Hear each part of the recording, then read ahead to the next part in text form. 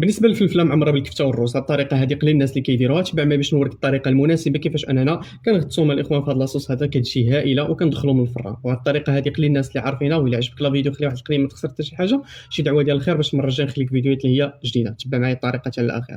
هنا كناخذ واحد المقله كنضيفوا فيه واحد البصله مشلضه كبيره كما كتشوفوا الاخوان، كنزيدوا ليه شويه ديال الزيت تقريبا 4 كاس، وكنزيدوا عليها شويه ديال الملحه من الفوق. هنا كنشدوا هاد المطيشه هذه كانت في الفريجيدير، كنحاولوا اننا ندوبوها، نزيدوا عليها شويه ديال البابريكاج، شويه ديال الكمون، سكينجبير، شويه ديال الخرقوم. وهنا ما تنساوش القزبر ديالنا بودر، وكنزيدوا عليها 4 كاس ديال الزيت. كنخليوها انها طيب على خاطرها، ونزيدوا هنا مركز ديال الطماطم. هنا كما كتشوفوا كنخليهم يتشحروا مع بعضياتهم. كنشدوا هاد الفلفلات هادو كنحاولوا اننا نقطعوهم من الفوق بهذا الشكل هذا، ونخرجوا كاع داكشي اللي لداخل الاخوان باش اننا نعمرهم من بعد. وكنستمروا الاخوان بالتنقيه ديالهم. ديروا الاخوان الكميه اللي بغيتوها نتوما، داكشي كيبقى اختياري. هنا كنرجعوا المقله ديالنا، كنحاولوا اننا نحركوا باش ان البصله ديالنا طيب مزيان. هنا كنزيدوا تقريبا الاخوان 100 غرام ديال الكفته. نتوما الاخوان ديروا الكميه اللي بغيتوها، ديروا حتى 200 غرام، داكشي كيبقى اختياري ديالكم على حسب كل واحد.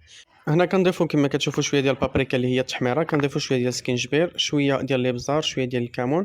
وهنا الثومه بودري الا كانت عندكم، الا ما كانتش عندكم ديروا في صوص الاخوان، ولكن ضروري انكم تحكموا في الحكاكه. من بعد كنخليو ان الكفته ديالنا طيب مع البصله مزيان حتى انها كتشحر وكتولي على هذا الشكل هذا. كنشدوا هذا الرز هذا، ديروا الكميه نتوما اللي بغيتوها الاخوان، ديروا على حسب الفلفلات اللي نتوما اللي غادي ديروهم. هنا كنطيبوا داك الرز هذاك مع 2 كيسان ديال الماء، غير باش انه يشد راسو شويه، ما تخليوش حتى يتعجن. كنزيدوا هذا صوص طوماط من الفوق الاخوان كما كتشوفوا بهذه الطريقه هذه. كما كتشوفوا هذه هي لاصوص ديالنا اللي صايبناها. ما تنساوش الاخوان تزيدوا معاها شويه ديال الورق ديال سيدنا موسى، 2 ورقات الاخوان يكفي. دونك كما كتشوفوا كنديروها في واحد المول باش اننا ندخلوه للفران. كنحاولوا اننا نستفوها بهذه الطريقه هذه، وكنخليوها في الجنب. هذه هي الحشوه ديالنا. من بعد الاخوان ما طابت كنزيدوا لها شويه ديال القزبر والمعدنوس حتى كطيب. هاد كنزيدوا داك القزبر والمعدنوس باش تعطي واحد المذاق اللي هو زوين. دونك كما كتشوفوا كنخلطوها، كنشدوا هاد الفلفلات ديالنا وكنحاولوا اننا نعمروا الاخوان دوك الفلفلات هادوك كما كتشوفوا بهذه الطريقه هذه، الطريقه العاديه اللي كديروها في الدار ديالكم الاخوان. بالنسبه للطياب ديالهم، فالطياب ديالهم كيطيبوا الاخوان على درجه الحراره ديال 200 درجه، وكتشعلوا ليهم من الفوق والتحت الاخوان، وكتخليهم يطيبوا على خاطرهم حتى حقايش كلشي عندنا طايب، غير الفلفله اللي خصها انها طيب مزيان.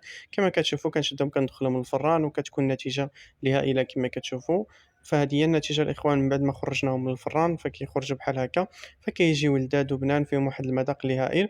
وتقدروا انكم تعطيوهم للضياف ديالكم ولا الوليدات الصغار ولا تتعشاو بهم، فراه كيجي هائل. الا عجبك لا فيديو خلي واحد الكلمه، ما تخسر حتى شي حاجه وشي دعوه ديال الخير.